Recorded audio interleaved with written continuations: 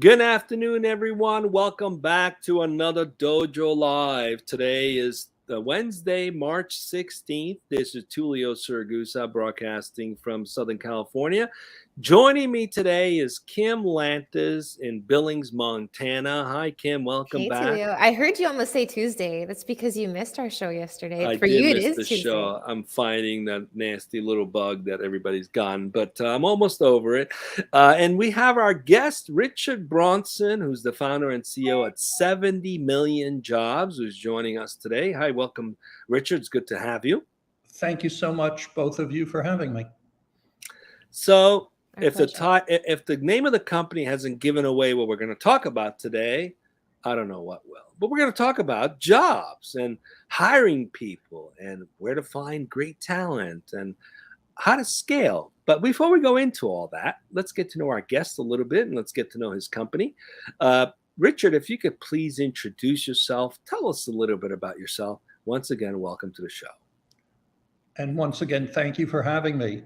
My name is Richard Bronson, and as you mentioned, I am the founder and CEO of 70 Million Jobs, which is the first national for profit employment platform for people with criminal records.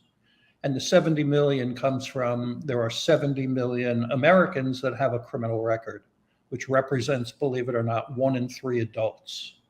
Wow. Statistically speaking, I am probably the only one among the three of us who has a record, and I do. And that's what brings me to the work I do. I used to work on Wall Street. I had my own company that I grew into a very large business, but unfortunately, I let my greed and impatience trump my morality, and I got myself into trouble, securities law trouble, and lost everything, and ended up spending 2 years in prison, federal prison. When I got out, I had discovered my calling in life, and that's to help my brothers and sisters who are in prison or coming out. Wow. Amazing. Uh, okay, so let's talk about 70 million jobs. That's a lot of people with a record. That's something new I've just learned. Mhm. What was what gave birth to this idea? What is it that you guys do? Like a lot of people who come out of prison, number one, to get on your feet, which of course includes getting a job, is an incredibly daunting challenge. And many people who go to prison when they come out, they are attracted or drawn to working in the reentry space and often end up working at a nonprofit organization because having a record is actually sort of a benefit if you're in the business. You have domain expertise. So that was true of me. And I worked for a while at a prominent nonprofit in the reentry space. And while it was very satisfying work, I lamented the lack of impact we were having. And indeed, all of the reentry organizations out there. The rate of recidivism in this country is staggering. 3 out of 4 people will return to prison within a couple of years of their release. Hmm. Almost all of them are unemployed when they're arrested. Contrary-wise, people who come out of prison and get a job almost never get in trouble again. It's that binary. Wow. So I wanted to have more impact. And no one had ever tried doing reentry as a for profit or doing it nationally. And few gave us a shot in hell of succeeding, but succeed we did. And we were successful at facilitating employment for thousands of deserving men and women. So I'm very proud of that. That's amazing. So basically, out of about 90,000 people that this show reaches, you can bet that 30,000 of them have some kind of a record.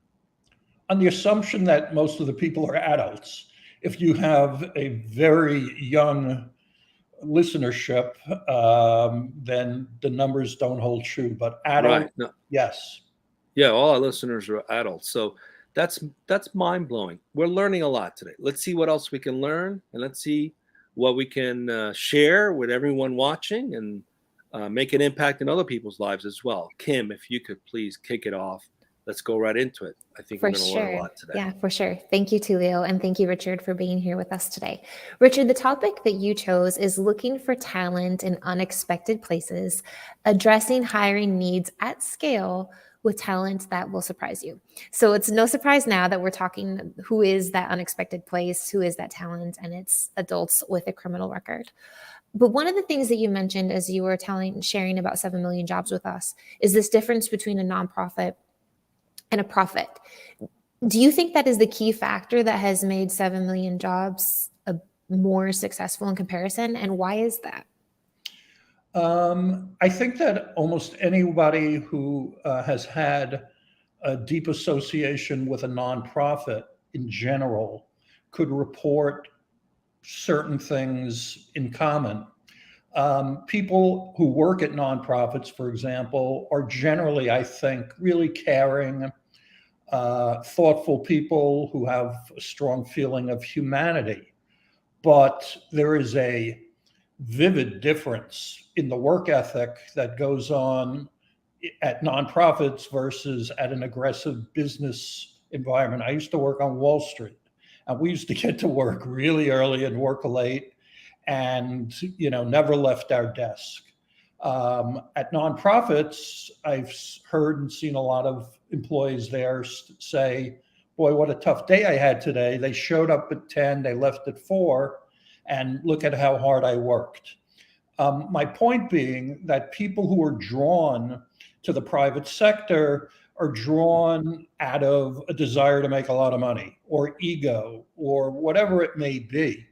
But they're aggressive, they're accountable, and they expect that. Whereas that's not really true at a nonprofit. So the work ethos is one thing. Nonprofits in general, and certainly in the reentry space, don't employ much technology at all. Government doesn't either, surprisingly. And without doing that, as we all know, it's virtually impossible to really scale in any kind of significant way.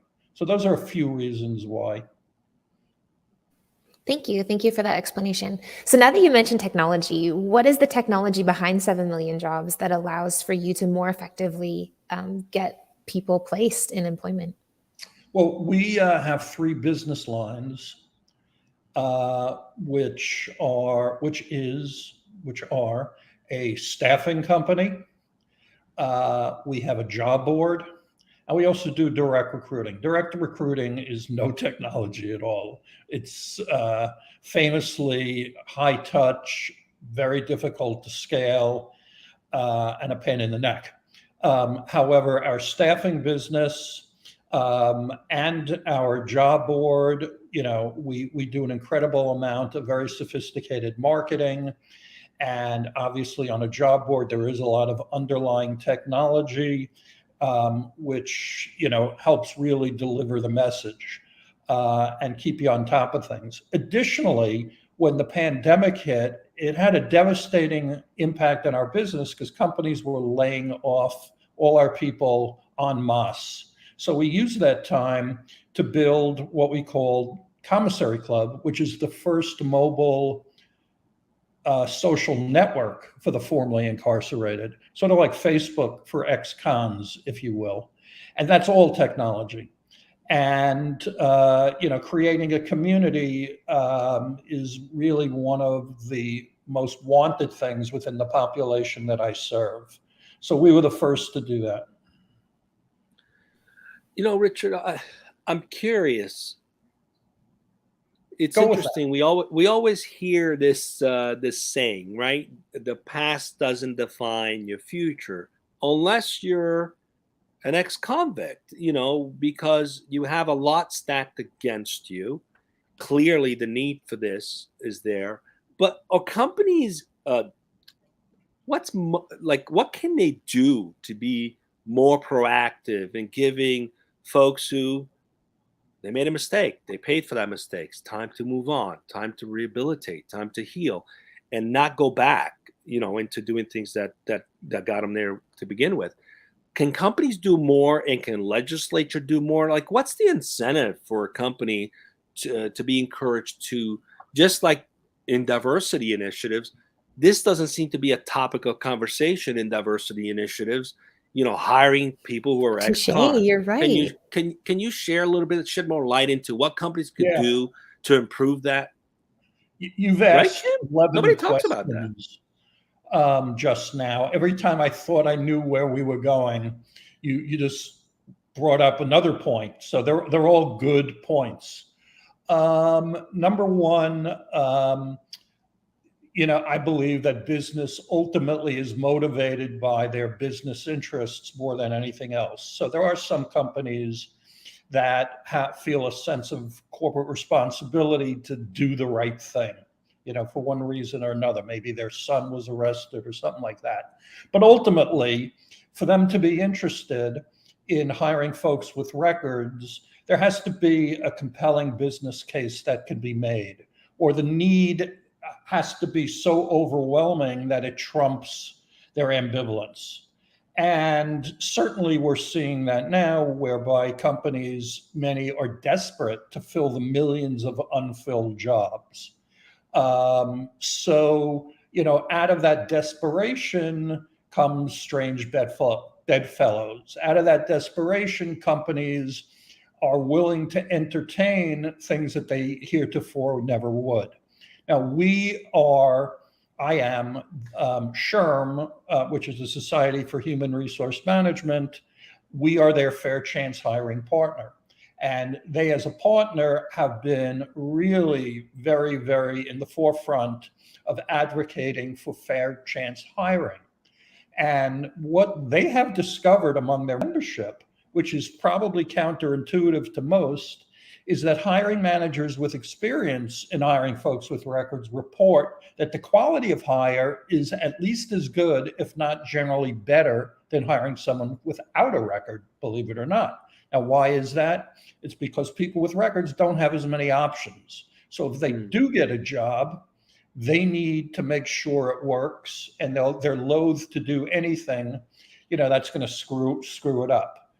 Their retention is better. So you're getting better performance, better retention. That's a home run in the HR world. And as more and more companies become aware of this, then obviously, their appetite for at least dipping their toe in the fair chance hiring waters has grown immeasurably. And then when you include things like Black Lives Matter and social equity, issues that have been certainly in the forefront over the last couple of years, that's also brought attention, because at the end of the day, maybe 3/4 of the people we work with are people of color. So it's very much an economic issue, a racial issue, and the zeitgeist in this country has unquestionably moved in the direction of more permissiveness or openness to all of this. I really like your practical approach to what many times is perceived as just a heart issue. And I think there needs to be heart and there needs to be empathy. But I think what you've done is bridge those two gaps and going back to the idea of it needs to also serve a business, right? It can't just be for the better good. And so when you talk about all these great reasons that people with a criminal record make great employees, I can't help go now to the very beginning upon release and the practicality of these people need to be prepared. So is this something that 7 million jobs has done, is doing, or will do, of helping get criminals who are still incarcerated prepared to come out and join a workforce, and not just in an entry level position, in the service industry, but where these jobs are actually needed? Like, is there any education happening? Well, education in general is not a very scalable industry. And it is very much a discrete, separate industry. It's not something you can dabble in, be it online or bricks and mortar. And you really got to know what you're doing when you do it. We don't know what we're doing when we do it. We know what we do. And that's plenty for us to take on. What we do is we partner with many different companies that do online training, bricks and mortar training, obviously a lot less over the last 2 years, and a lot of nonprofit organizations who that is their reason for being. So the answer is yes. These are the people we serve are ill prepared for their release. And we should never be surprised when the rate of recidivism is so high, because someone can't get a job. Someone is released from prison, they have not a great deal of job experience, little education, and now we throw them out into the cold. They're not used to making decisions themselves. And, they have, very little that they can do if they're lucky enough to get a job at a McDonald's or a Burger King or something like that. And clearly those jobs are not paths out of poverty. So it's really a big systemic problem that training, reentry should start not the day someone leaves prison, it should start the day they show up in prison. I think Again, that's you're a practical point. man. Yeah. So I think maybe to riff a little bit off of what Kim was asking, are you guys reaching out as well into the prisons to make this available, to encourage the process, to prepare? What can organizations or companies do more of? How do we create an environment where you're not paying for your sins for the rest of your life? Once you're done, how do we help people get back on their feet? Clearly having access to what you're doing is great.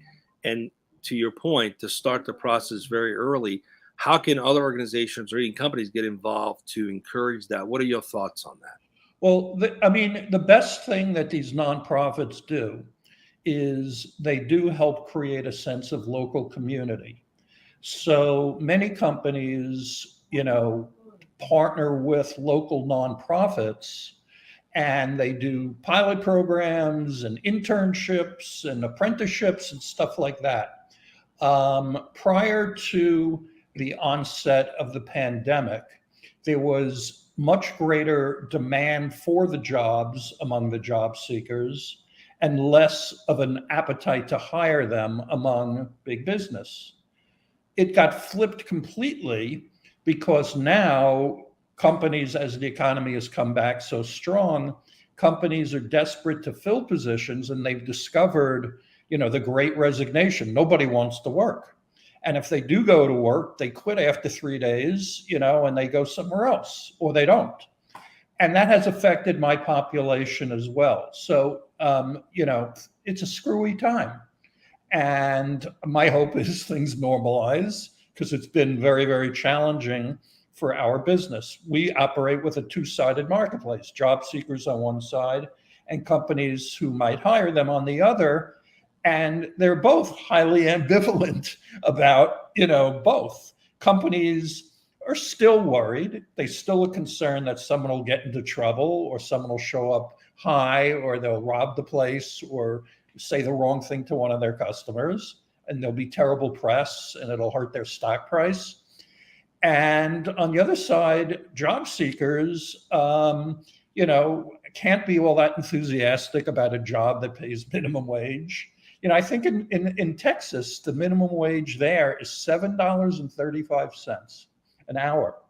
And a lot of these jobs, they don't hire them full time so they can avoid paying them, giving them benefits. So how does a mother with 3 kids whose husband disappeared long ago, and all she can get is a job at McDonald's making $7.35 an hour, but they'll only hire her for 25 hours a week or 30 hours. I mean, does anyone really think you can live that way? So when they, if I don't have kids, but if I had kids, I don't care what it takes. I'm going to feed them. And if it can't be done legitimately and on it, and legally, I'm going to do whatever it takes. My parents would do that, and I'm sure almost everybody would agree. So we shouldn't be surprised at negative outcomes when people are set up for abject failure on day one. And that's, for the most part, how things are. And it's really sad, because I work with so many of these people, and when I was in prison, I lived with them, obviously.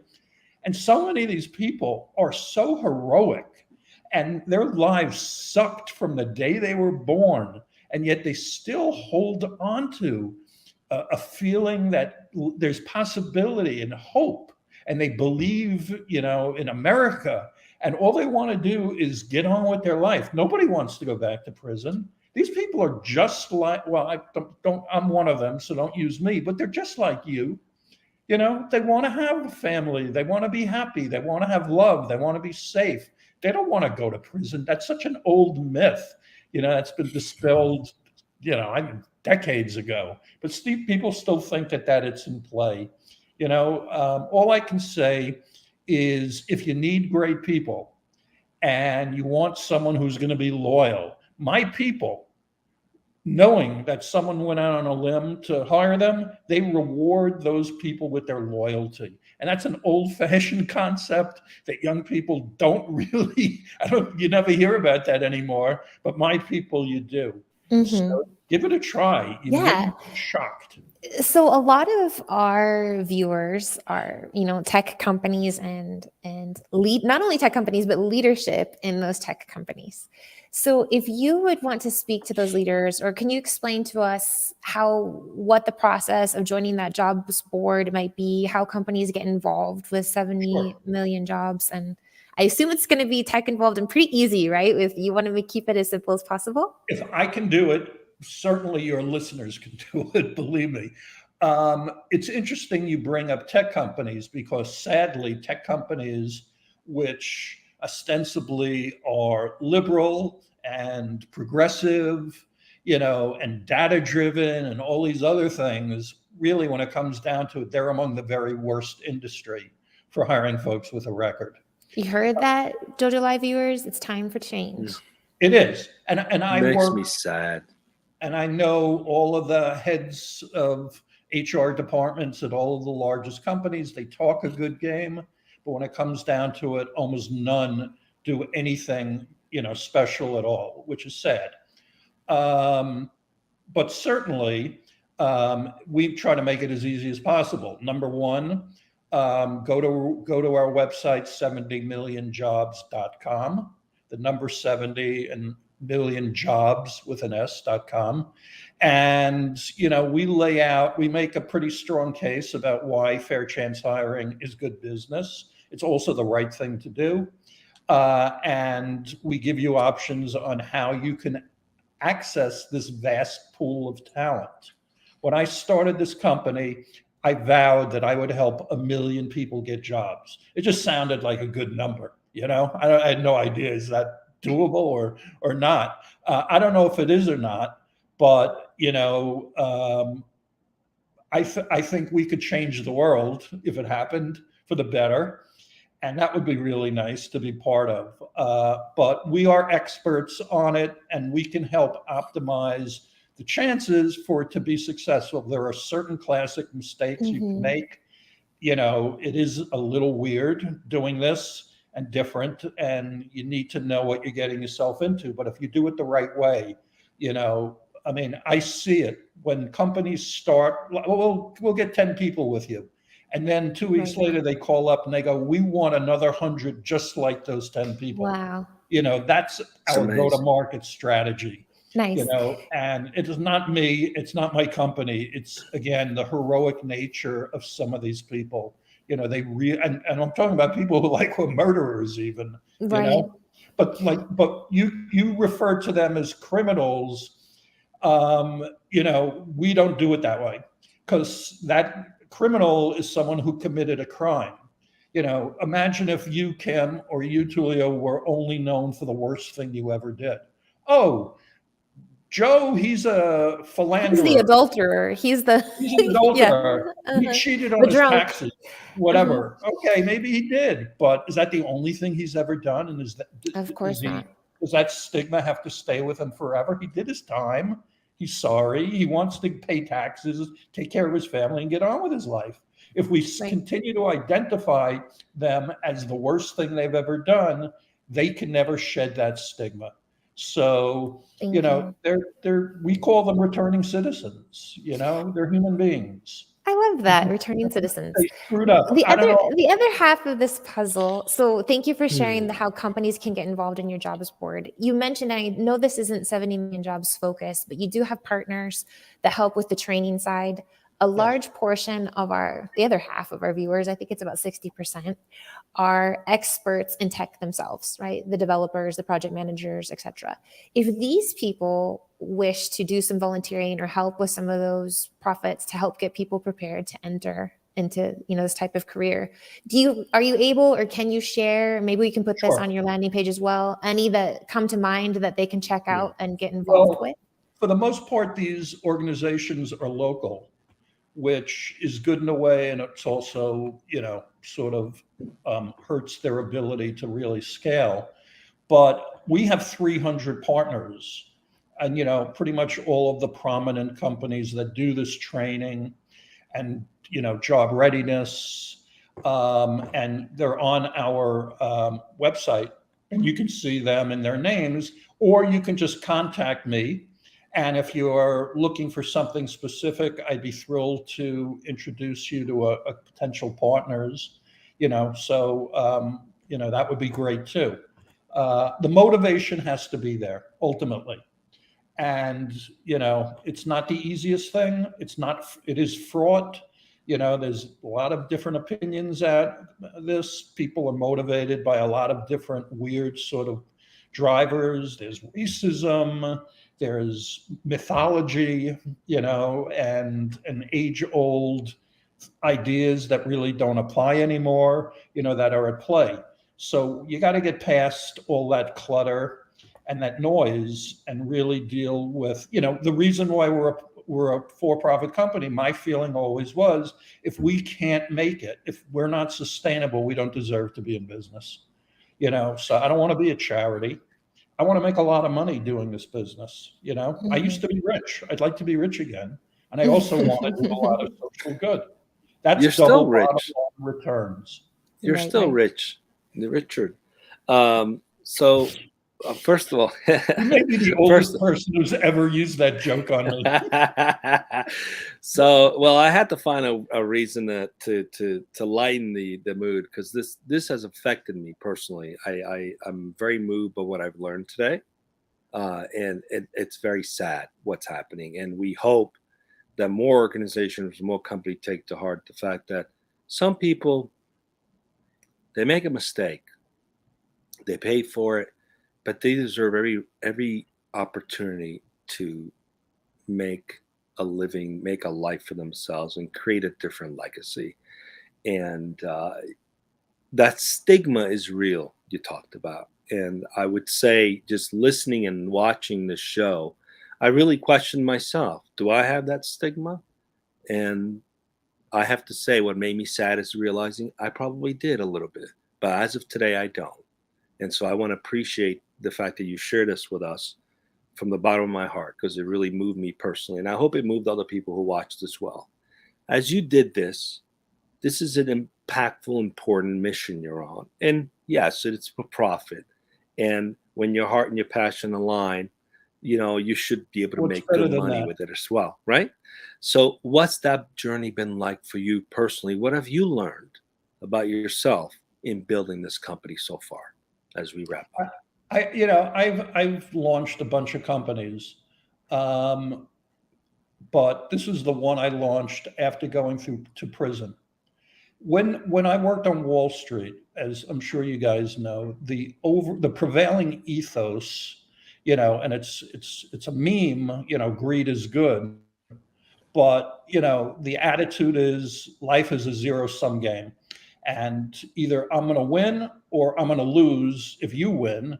And I'm not a loser, so I'm going to do whatever it takes. I am, in a way, very happy that I went to prison, because I had an ego that was out of control. I was disrespectful of my fellow human beings. I somehow thought I was so much better, or if you didn't make a lot of money, you were a loser. All these, and that just informed all of my relationships, and that's terrible. And what I'm really most ashamed of and regretful is how I treated people, before all of this stuff happened. But like many people who go through a very, very heavy challenge and certainly go to prison, there's something about scrubbing 100 toilets every day that puts your ego in check. You can't be all that, when you're wearing khakis like everybody else and sleeping, at some disgusting place, et cetera, et cetera. So that was good for me to learn. And in learning it, it opened my heart to care about people honestly and truly, and not because I had some kind of scam going or whatever, and it improved my life immeasurably. And I can sleep better now. And, I'm a Buddhist. I believe in karma. I believe that there's a lot of shit that I got to sort of deal with in my past. And that's what gets me up in the morning, to be a better man than I was the day before. I want to go to heaven, although as a Buddhist, we don't go to heaven, but I want there to be a happy outcome. I don't want to come back in my next life as a cockroach. So I'm going to do what I can do to help my brothers and sisters so that they, might have a chance to lead a rewarding life and put the past behind them. And having a chance to talk about this with guys like you, I'm very, very grateful, because if I can touch, or if the story can touch one person, that one person can set in motion a revolution. So, just try to remember it, the next time it comes up. And, none of us are perfect. We do the best we can do, right? Well, Rich, it's been a pleasure to have you with us. Thank you so much for sharing your story. And thank you so much for doing this. Thank you. Stay with us as we go off the air in just a second. Kim, what do we got coming up tomorrow? We got one more show? We do. One more show to wrap up the week. That will be tomorrow, which is Thursday. And we're going to be speaking with Girish, I believe I said that correctly, Girish Redekar, who is the co-founder and CEO of Sprinto. The topic of conversation is making your SaaS enterprise ready, how to accelerate your SaaS revenue with information security. So that's tomorrow's topic, 12 o'clock noon, right here on Dojo Live. And thank you so much, Richard, again, for sharing your story and being with us. It's our pleasure and our honor. Thank you so much.